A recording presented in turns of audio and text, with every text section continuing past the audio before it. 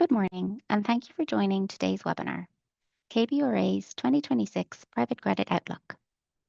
While all attendees have joined in listen-only mode, we encourage you to engage with our speakers through the Q&A feature on the control panel.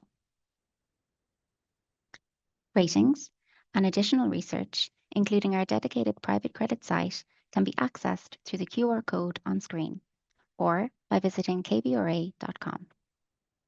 Here, you'll find our published private credit outlook, as well as information on our upcoming events, including our Private Credit Asset Managers in Focus webinar, which will take place on March 3rd. Should you have any additional questions on the topics discussed today, our business development and investor relations teams would be happy to arrange a follow-up call. Now, I'd like to hand things over to our moderator, John Sage, Head of Private Credit Research, for introductions. Thank you, Michelle, and thank you all for attending. I'm John Sage, Head of Private Credit Research here at KBRA, and today I am joined by 4 of my KBRA colleagues. Joe, a Senior Managing Director in our Financial Institutions Group, Eric, Co-Head of Global Structured Credit, Ryan, Co-Head of Global Funds Debt Ratings, and Shane, Head of Corporate Credit Assessments. Next slide, please. So today, we're covering our outlook for the private credit industry or private credit market in 2026. So let's start with first defining how we view private credit. Next slide. At KBRA, we really look at and work across the entire private credit ecosystem that we believe falls into 3 distinct buckets that are increasingly overlapping. The first is the core of private credit, which primarily consists of direct lending to middle market levered corporate borrowers.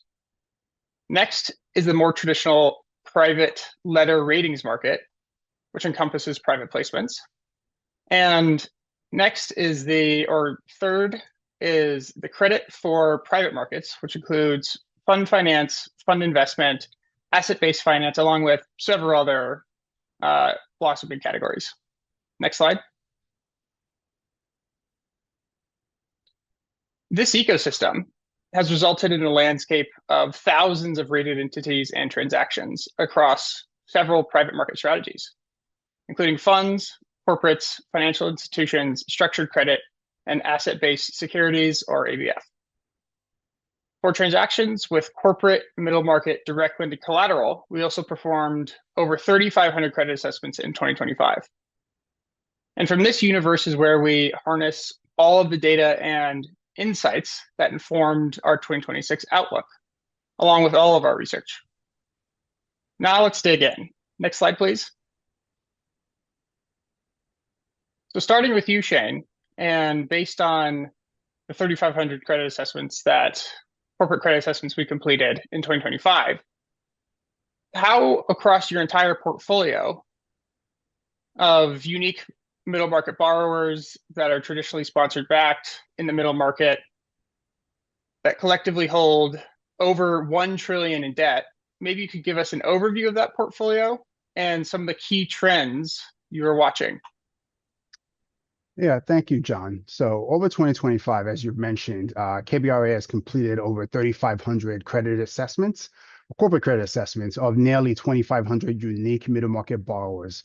And the borrowers that we assess continue to actually represent the sectors that many of the direct lenders actually target. And in particular, as you can see in the slides, that's commercial and professional services, software, and healthcare services and technology. They represent about 24, 17, and 14% respectively, or about 55% of the sectors that we see across the entire space.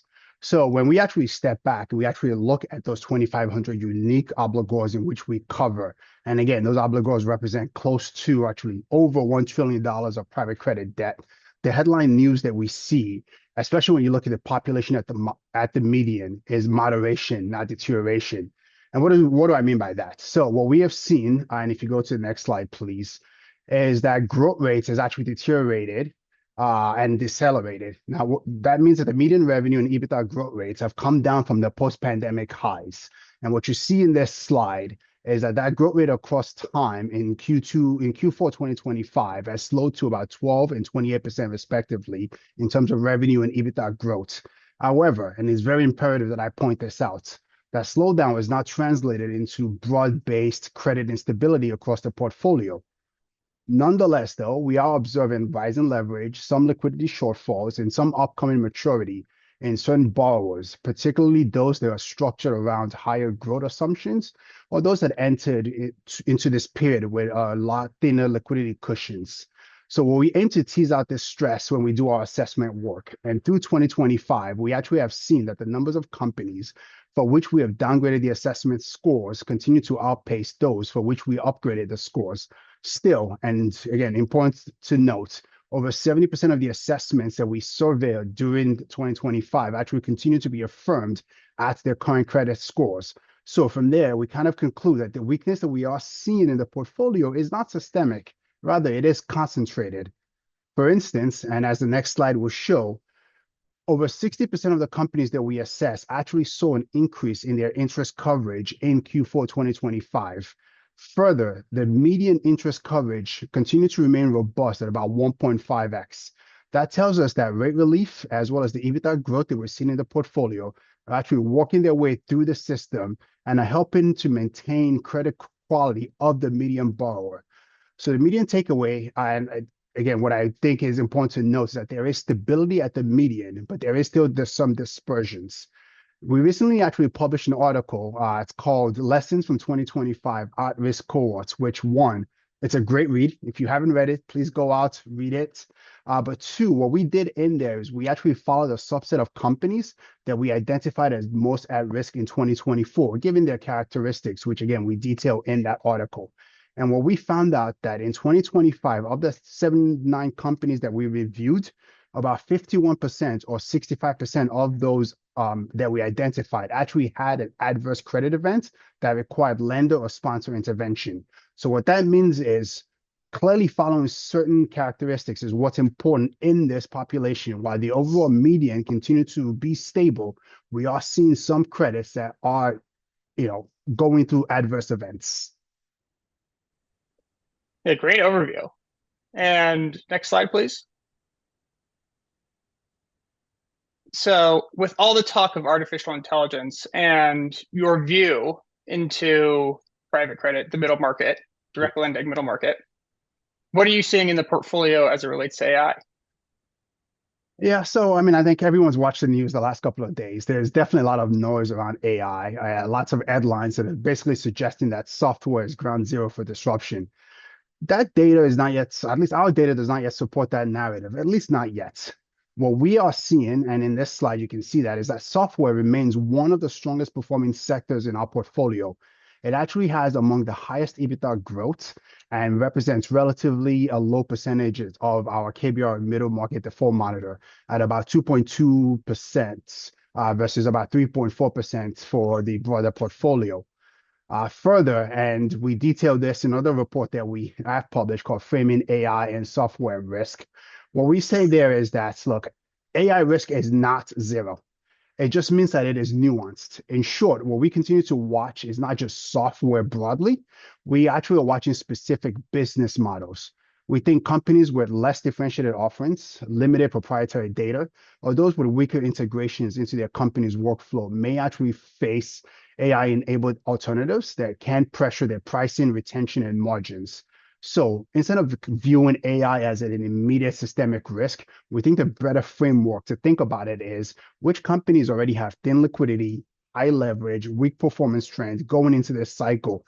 AI may accelerate the pressures that we see there, but is not currently the origin of it. Further, and I do want to point this out, is that AI may actually present opportunities for many middle market borrowers, particularly in productivity and margin improvements. However, I still think we're in the early innings of these effects, so it's too early to be able to call what those ultimate effects will be. But that's exactly why we actually update our middle market borrower compendium, which we publish on a quarterly basis. The aim of that is we may not know today how AI may reshape middle market landscape, but what we do believe that in time, our data will allow us and the readers to be able to separate the signal from the noise. Very well John? put. And as you mentioned, it sounds like overall at the median, the portfolio is stable. But how are you monitoring those pockets of stress that might be building? Next slide.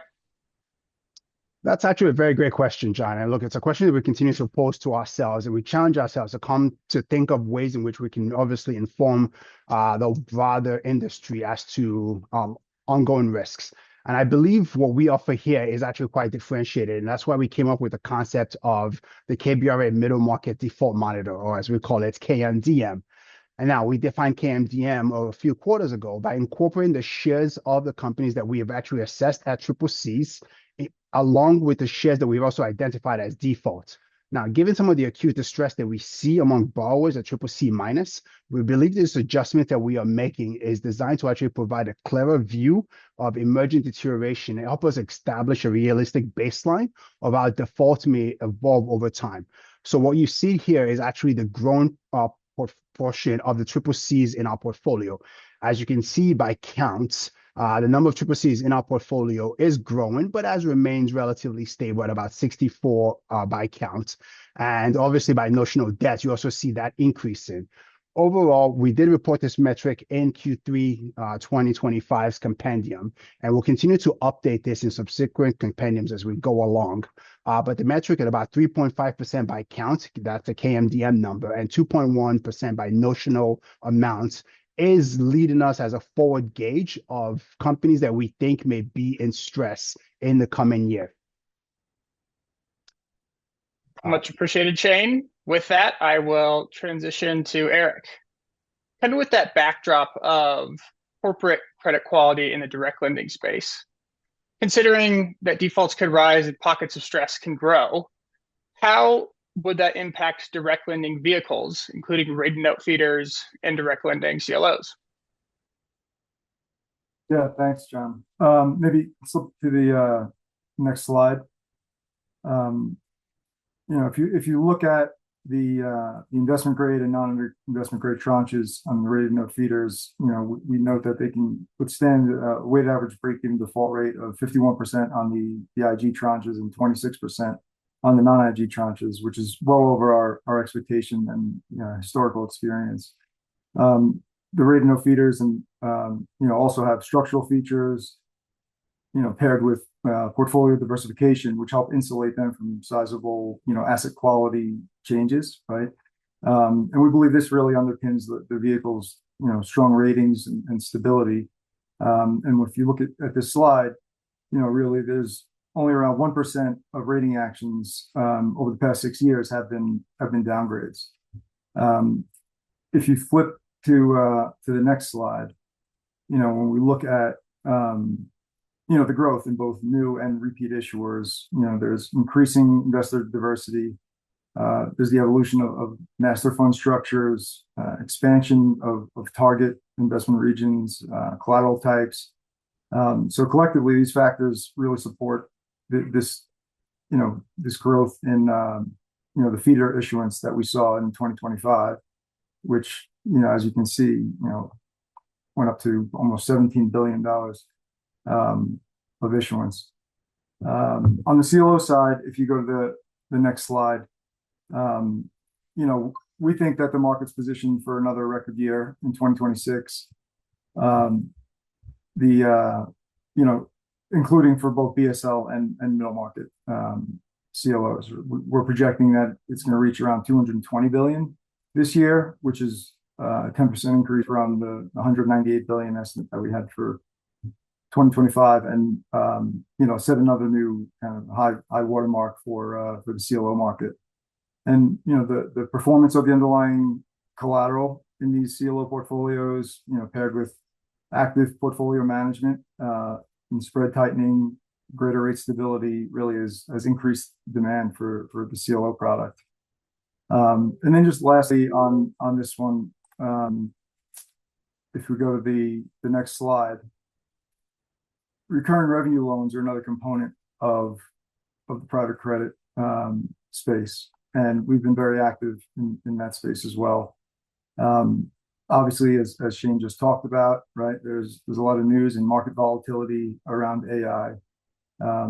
and we recently published a paper that discusses the recurring revenue loan, or RL ABS transactions. So these, for those that are unfamiliar maybe with this particular subset of the market, these are vehicles that finance portfolios of loans that are typically just the earlier stage, smaller obligors, and predominantly in the software space. And there are some distinct features that we found in these RLs, such as conservative loan to values. There are strong structural protections in place, and there are covenants in there that are linked to growth. And we think that this may limit some of the default experience and support solid recoveries. And when you look at kind of the trends and kind of where things have gone, since Q4 of 2019 all the way through Q3 of 2025, the weighted average LTV for these recurring revenue loans was at or below 30%, right? And that's different. That's lower than what you might see compared to a traditional EBITDA-backed middle market loan. And I think the data, right, that Shane spoke to kind of supports this, right? Because the software sector is probably one of the stronger performing sectors within our corporate credit assessment portfolio. So we think everything is positioned fairly well to withstand any volatility or credit pressures that might come. And very well said. And next slide. But as we kind of explained or worked our way through credit quality and how generally think it's stable, and the vehicles that hold these loans are structured in a way that would protect a lot of the downside, what are some of the other considerations you're looking at for these vehicles?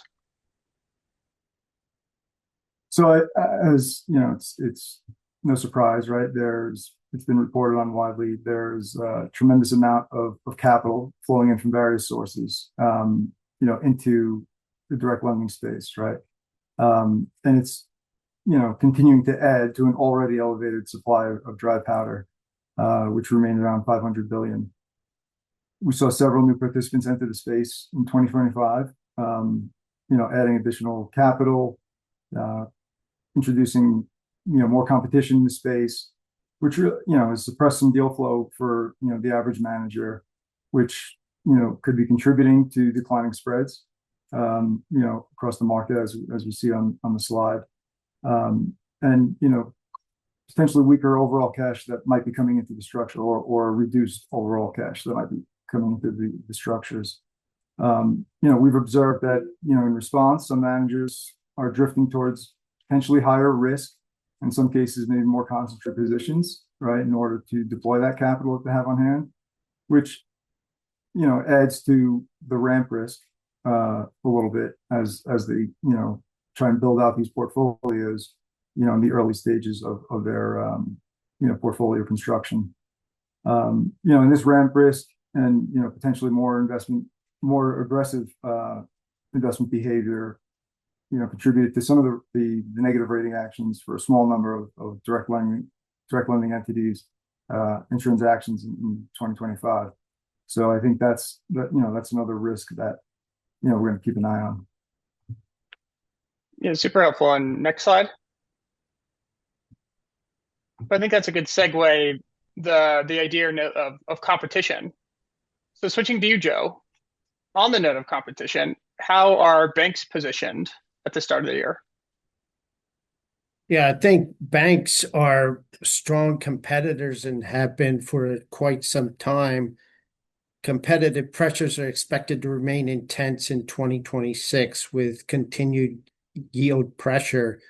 The banks, from a lending perspective, are benefiting from the likely removal of or revision of Basel III Endgame, which is a risk-weighted capital proposal that's more than likely going to be revamped under the Trump administration. And then beyond that, there was a rollback of leveraged loan guidance for the banks. So, given the prospect for easing of capital regulations, I think the banks will remain quite competitive. It could result in more flexibility when the banks underwrite leverage loans, also higher hold limits with the banks themselves, which is something we saw before the financial crisis, where banks kept increasing their hold limits for leverage loans. It's still very early stages, and the banks are relatively conservative compared to back in those days. But at the same time, it bears watching. But at the end of the day, competition will remain intense. Much appreciated, Joe. And to segue slightly, now that we've covered the core to the private credit market or the direct lending space, let's quickly discuss some of the biggest growth drivers in 2026 that we see. Next slide. So kind of at the top, we're seeing growth in collateral types, geographies, investor types, and the expansion of duration. And while all of these offer great growth opportunities, they also offer additional considerations and areas for us and investors to monitor. So staying with you, Joe, and especially in the new investor type or the expanding investor type bucket, we watched BDCs surpass 500 million in assets last year, but there recently has been some volatility in the space. Have you seen any significant changes in credit quality that would explain this or support this? Next slide. Yeah, I think it's more concerned about the unknown, but if you look at non-accruing loan levels, they're expected to remain very well contained for most rated BDCs. Although the BDCs, most BDCs have not reported their year-end results yet. We've seen some results of some of the major BDCs. Their non-accruing loans were well contained. Plus, we talk to management teams all the time. Recent commentary from management teams would suggest that non-accruing loans will remain relatively low, maybe tick up from the third quarter, but remain very manageable. There are individual BDCs that face higher than average problems, and it's primarily due to concentration in some poorly performing sectors or relatively high single name exposures, idiosyncratic risks. So that it really is case by case, but for the vast majority of the rated portfolio, asset quality, non-accruing loans are expected to remain pretty low. The BDCs are generally very highly diversified and predominantly invested in first lien senior secured debt. So it improves resiliency in the event of increased volatility, increased problems. And then importantly as well, if you look at the BDC level and at the rated debt of the BDCs that we rate 35 BDCs, the interest coverage at the BDC level by interest revenues coming into the BDC remains quite strong, even though there's pressure on BDC dividends going out to the equity holders. The interest coverage remains quite strong, so we're comforted by that. And one last thing to note on asset quality is ABF. BDCs are becoming, on a case-by-case basis, more involved in ABF, so it's something to watch. ABF can be a very broad category from relatively lower risk lending to very high risk lending. So it's really important to dig into the details on ABF, but that's been a theme recently. Yeah, very helpful. And Ryan, I know you've been spending a lot of time on ABF. That's right. And with the expectation of that space to continue growing, what are you paying close attention to? And you can go to the next slide. Yeah, I think it is a great introduction by Joe. I mean, when we talk about ABF, we're talking about kind of asset-based finance investments, kind of more like a private market setting. Typically what we've seen, just for everyone's benefit, in case they're not as familiar, you're really thinking of, very similar, substantially similar types of assets you would see like in the ABS securitization, RMBS, and CMBS securitization markets. So like Joe said, the definition of ABF can be so broad. Every manager defines it differently. So when we think about how to evaluate ABF, what's really important to us is how is ABF defined? How are the subsectors within their opportunity set and strategy defined? How much can they allocate to each strategy, and how are they participating in those investments? Right? Unlike the securitization market where you're really just typically dealing with whole loans, within the funds and private capital space, you could participate through a loan, you could participate through a warehouse line, whether it's senior or mezzanine or junior, you can participate through a security or some other type of, privately negotiated bilateral agreement. So these are all the complexities that we have to understand to make sure that we can understand the risk. And then on the manager side, there's a lot of operational complexity in terms of sourcing the investments, monitoring the investments, also the sector level expertise to make sure that they understand the risk that they're participating in. And while we fully understand that the opportunity set can move over time as new opportunities come available, really getting an understanding of what those investments can look like at the time of that we're evaluating the transaction is extremely important. And kind of to piggyback on that, what's been really interesting and to Eric's point earlier around spread compression is we've seen spread compression within the ABF space as well. And that's something that we pay special attention to because, similar to other spaces, we've seen additional risk taking, whether you're going down in the capital structure or you're participating in different types of ABF where they may have a wider yield profile or even using back leverage or other types of implied structural leverage to increase returns due to that spread compression. Yeah, that makes a ton of sense, and it's interesting seeing similar themes across various areas of private credit, especially with all the growth that we've seen. And now let's talk about one of the other huge areas of growth, which is collateralized fund obligations, or CFOs. So with the threefold increase in issuance in 2025 year over year, what is kind of supporting that growth? And you can go to the next slide. Yeah, absolutely. So, I think this slide tells it all. And I know that KBRA didn't put out a projection for 2026, but I'll go out on a limb and I'll say that I think it'll be even bigger this year. But GP CFOs are a really interesting structural product, right? Like it's traditionally used as a fundraising tool for managers. And if we look at the historical kind of CFOs that were done in the space, it's like primary credit funds plus private equity funds. And what's really allowed kind of the CFO market to grow is kind of twofold. One, you're seeing a lot more managers start to participate in this space. Into the strategy mix that's entering in the CFO market has broadened considerably. So the same thing that we're seeing in BDCs, the same thing that we're seeing in the rated note feeder market in terms of, seeing allocations to real estate or to ABF or infrastructure, any other type of strategies, we're also seeing within the CFO space, which makes a lot of sense because, typically the managers that are participating in these CFO managers are very, very large, or CFO offerings, excuse me, are very, very large, sophisticated managers that have a swath of strategies across all those areas. And then, in addition to that, what was really interesting, and you can see it on the slide when the growth between the 3.3 billion to the 4.9 billion between 2024 and 2025 is the inclusion of secondaries in kind of CFO issuance, which I think is important for a couple of reasons. One, when we think about like the typical secondaries fund, it's typically like highly diverse, right? You have a lot of underlying positions.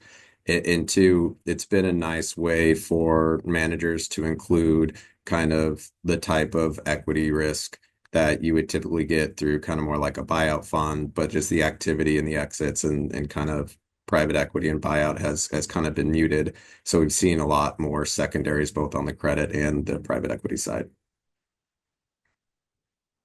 Yeah, that's super helpful. And with that, we have concluded our prepared presentation remarks. Now let's jump into some Q&A. I know we've had a few questions already submitted, So we'll jump into those first, but feel free to continue submitting them. So this first one, thoughts on the impact or the degree of insulation from private SaaS credit in light of the most recent public credit and equity market downturns. I'll pass that one to Shane. Yeah, I was actually going to say I can take that one given sort of our coverage. Look, I think that's a great question. And honestly, the answer is it's a little too early to kind of tell. I think public equity, public credit markets, they tend to react very quickly to sentiment shifts, valuation resets, et cetera. And when we look across our middle market portfolio, I just say software as we classify it, and we are the ones who classify our borrowers as software, continues to remain one of the stronger performing sectors in terms of EBITDA growth, as well as the lower percentage in default monitor representation, as I mentioned earlier. So we are not seeing broad-based deterioration that would suggest there's a systemic stress in private SaaS credits. At the same time, we do note that revenue growth is moderated, net retention has softened in some cases, and refinancing optionality could narrow, especially if public markets continue to remain volatile. So we may not know how prolonged public market weakness might ultimately translate into private SaaS credits, but by actually just tracking the metrics that we continue to report, so that's the growth rates, leverage, liquidity, as well as the trends in our default monitors, we believed over time that data would actually help shed some insights into the answer. And to sort of speak a little bit about, again, our middle market compendium, which we do publish on a quarterly basis, the way I kind of think about it is that, we don't know exactly when the data will tell us exactly what to look for. But by continuing to monitor those things, I think we will be able to separate, as I mentioned before, all the noise. We'll be able to separate, I should say, the signal from all the noise that's currently happening right now in the marketplace. Yeah, very well put. And the next question also kind of relates to that.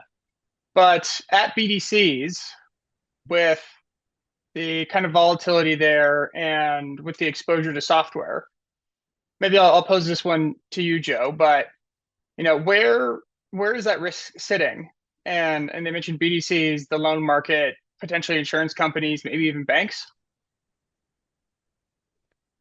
Yeah, and it's really the million-dollar question right now. But software, first of all, is such a broad category in terms of risk. So the devil's in the details, really. But we believe rated BDCs are generally resilient, given a focus on first lien senior secured loans. And they're also focused more on companies with continued revenue and EBITDA growth. We saw some of the details from our own credit assessment portfolio on the software sector, relatively low LTVs, and then comfortable and in some cases improving debt service coverage ratios at the BDCs for these software credits. So all in all, we believe the BDC's exposures are relatively resilient. Speaking to management teams, they're focused on obligors with proprietary data, deep integration into enterprise workflows. These types of exposures exhibit greater stickiness, and that promotes resiliency from a credit perspective. So it's something we're monitoring carefully, of course, dialogue with management teams, et cetera. And it will be interesting to see as many of the BDCs report later this month. There's a large one reporting tomorrow that's focused on software, but at the same time, expected to be resilient.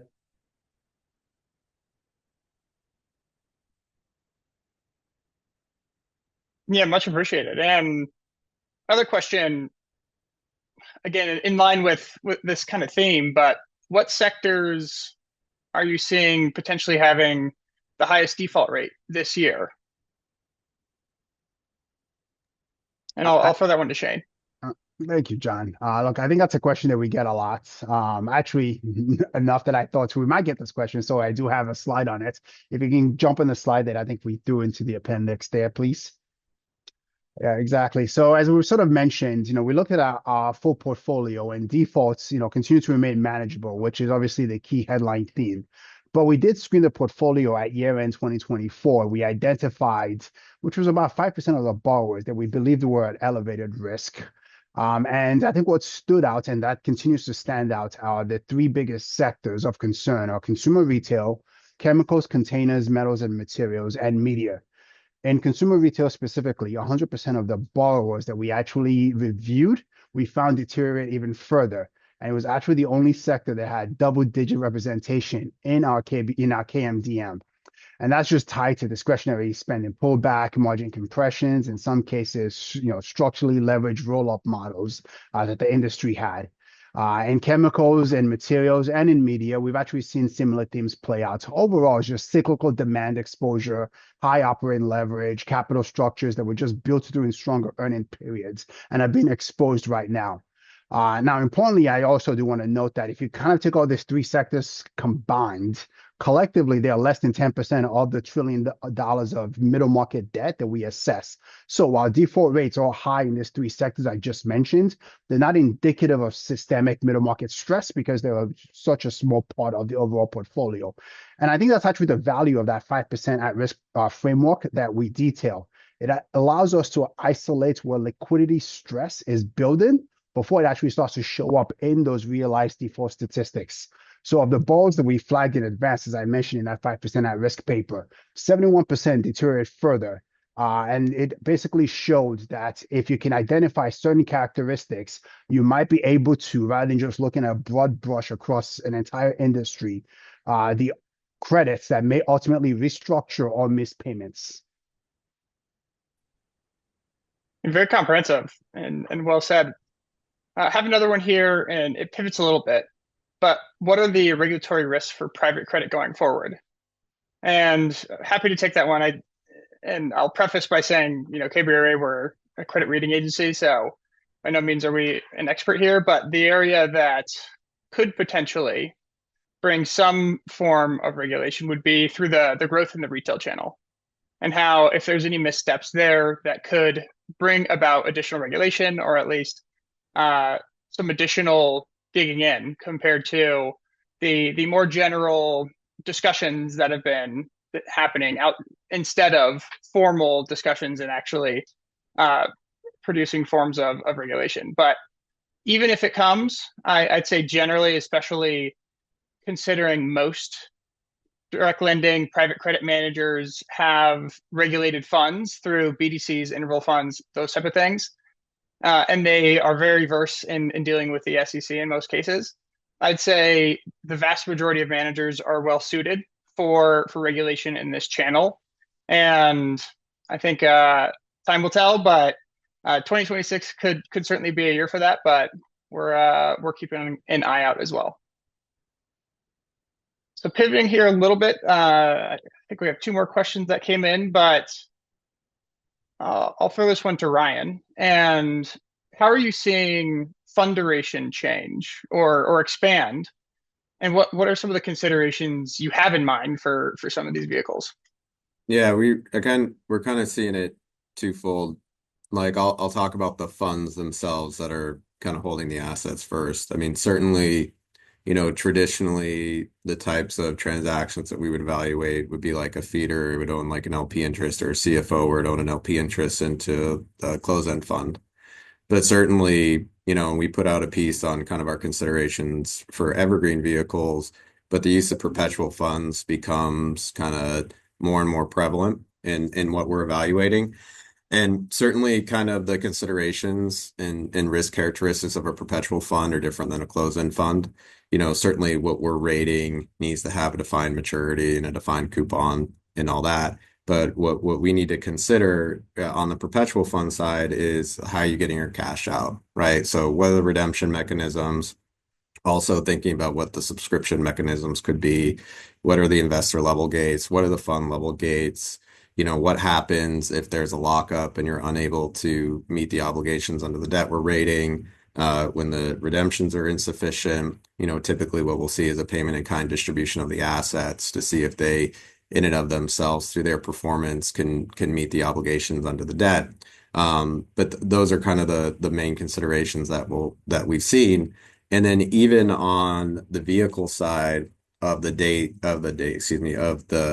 that we're rating, we're starting to definitely see more longer duration vehicles, and also in CFOs, where maybe more traditionally you would start with kind of a set of defined funds. And what we've seen is you could take distributions off of those funds and make capital calls to future funds to extend the duration. Or, investors are getting more comfortable with taking, multiple decade risk with certain managers across an array of strategies, where it's credit or private equity or ABF. But we're certainly seeing a lot more longer duration inquiries. It definitely makes sense. And I guess additional inquiries in new spaces. This question, I guess, comes perfectly with that, which I'll throw it to Eric. And how have middle market CLO issuance been expanding over the past couple of years? So I guess there's a couple ways that we've seen that, right? I think if you look at the CLO market broadly over the past few years, it's notable that the representation of middle market private credit CLOs, right, in the broader aggregate CLO issuance has been growing, right? So historically, middle market CLOs might represent 10% of annual issuance in the CLO market, and that's more than doubled from what we've seen over the past few years, right? And I think it's continuing to show a larger representation, a larger share of the broader CLO issuance market on an annual basis. And then more recently, and there's a smaller subset, but we have seen finally the launch of the middle market CLOs in Europe. So the first issuance that came out was a static deal at the end of 2024. And then last year, quickly you saw innovation enter that market, where you had first reinvesting CLO, then follow on in 2025, and then subsequent to that, multi-currency CLO was issued in 2025, and now looking at 2026, we know that currently there's at least 3 deals, that are in the works in that market, right? So you're seeing the adoption and I guess interest, right, in European middle market CLOs, and that growth is really accelerating, right? Going from 1 in 2024, 2 in 2025, and already, like I said, we know of at least 3 that are being worked on in the first quarter of 2026, right? So I think that's a huge area, for growth and expansion, in the global, private credit, direct lending, CLO space. Yeah, super helpful, and seems like another avenue of growth. Another submitted question we just had come in. So is there a particular subsector in the media space that has experienced negative ratings pressures or I guess assessment pressures in our case? Yeah, I'll take that because I keep hopping on media. So look, I think there's further details in that piece that I had mentioned a little earlier, that 5% at risk updates. But yes, I think within that space, the pressure is fairly concentrated in what we're defining as content-dependent business models. And specifically, you're thinking production services, post-production companies, talent agencies, and any firm that's kind of tied to traditional TV and film content creation. Those are the ones that we've seen have the most negative assessment pressures. And the reason for that is those business models are obviously dependent on production volumes and studio commission cycles.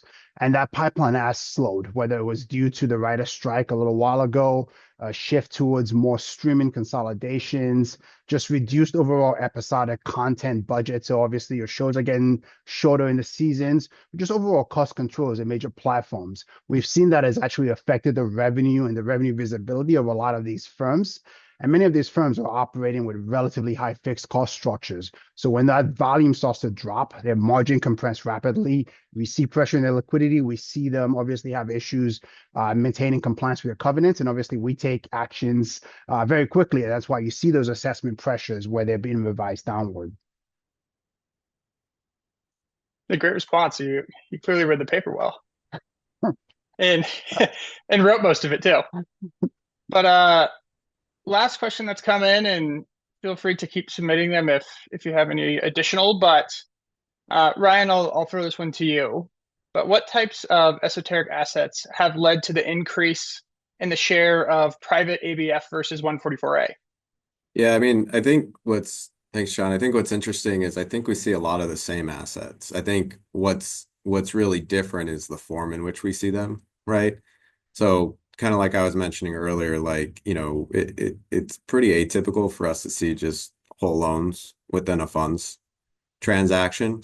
But certainly, what we see a lot of is kind of like these bilaterally negotiated private financings, right? So it could be the same originator for, call it a mortgage or a consumer loan or whatever it may be that you would see within the securitization space, but they're partnering with these managers to create customized financing solutions and taking that collateral and structuring it in a certain way and putting it within a funds transaction. I think the way that we evaluate funds makes it a little bit more challenging for us to really evaluate truly esoteric or more bespoke assets, right? Because there is the component of blind pool risk within these transactions, and sometimes it can be challenging to kind of frame that risk for more esoteric assets. So could be a bit of selection bias in terms of what we can evaluate, but I would say there's a lot of overlap between what we see in the 144A markets. Much appreciated, Ryan. And that concludes the Q&A section. Maybe if you want to go down to the last couple slides. Keep going. So here you can access some of our private credit research, which covers all of the areas that we've touched on today. And we're going to continue to publish on themes and areas of growth, risk considerations, and the like going forward. I wanted to thank you all for joining today, as well as my panelists. And don't hesitate to reach out to us or anyone else at KBRA with any additional questions or follow-ups. Thank you for the time.